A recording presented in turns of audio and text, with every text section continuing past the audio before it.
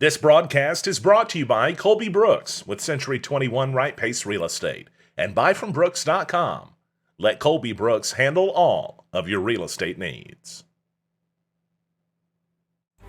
Coming up next on NEA Report, the latest COVID-19 numbers are in, and for the governor's afternoon press conference, we learned a big change. A sharp drop in active cases by about 50% today from where we started the day out. It's good news, right? Well, somewhat, yes, but we'll talk about why that drop happened next.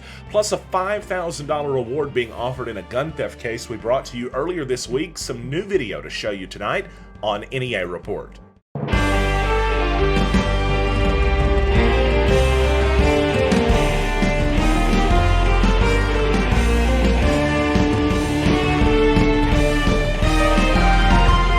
Now, Stan Morris reporting. It's good to see everybody. It's Stan Morris reporting on NEA Report, May 7th, 2020.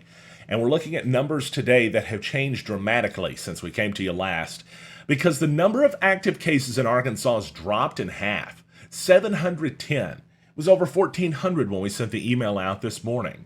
And of course, that's a big change that there's reasoning behind. It doesn't necessarily reflect that 700 of the 1,400 recovered today, but the reasoning behind that is we're told that the way that the recoveries, the criteria for them, the way that they're categorized, that changed over the past day, or at least the change was finally implemented.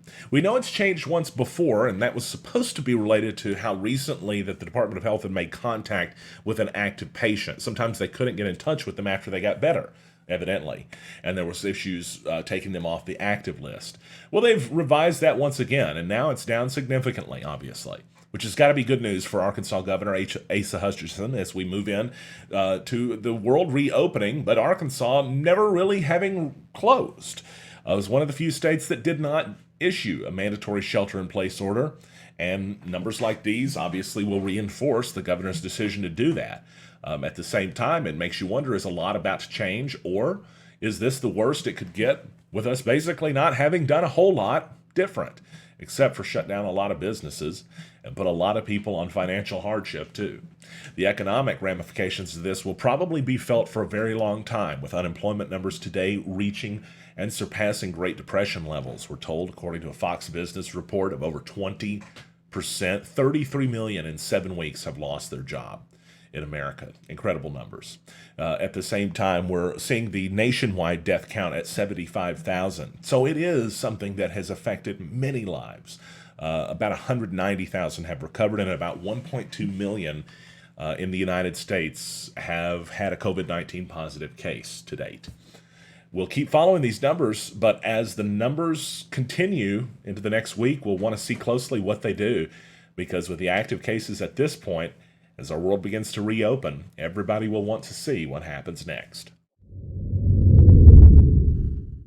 Jonesboro Police Department looking for your help in a case that took place this week on G Street in Jonesboro. It was on Monday, May 4th, 3:30 a.m., and it was about that time that what you're looking at on this security footage took place.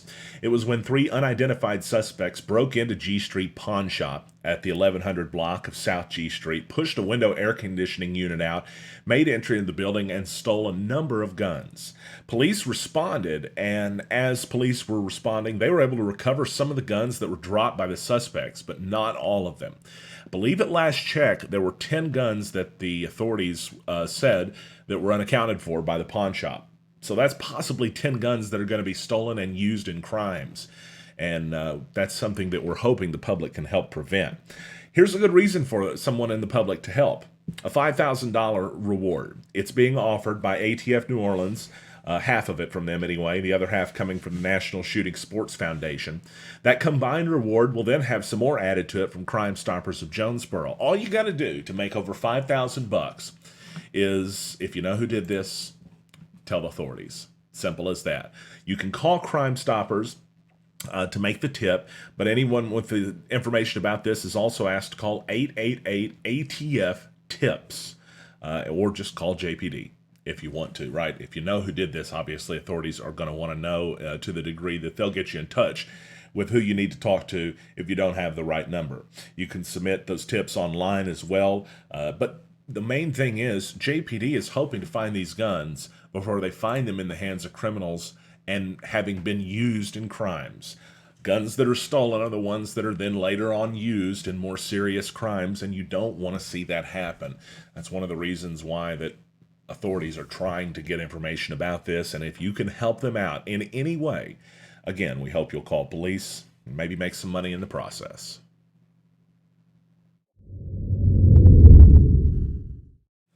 Paragould Police Department announcing today that they're seeing traffic at pre-pandemic levels, and because of that, they're going back to normal traffic enforcement in the community in Greene County.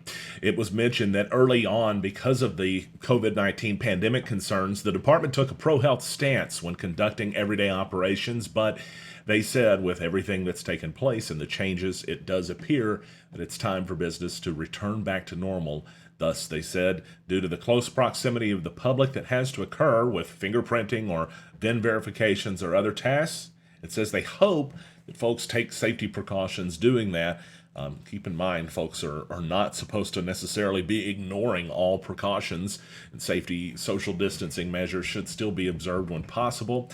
Paragould Police also encouraging folks to practice, in addition to the social distancing, good hygiene, and they said they respectfully request you drive safely and stay within the guidance of the law when operating motor vehicles.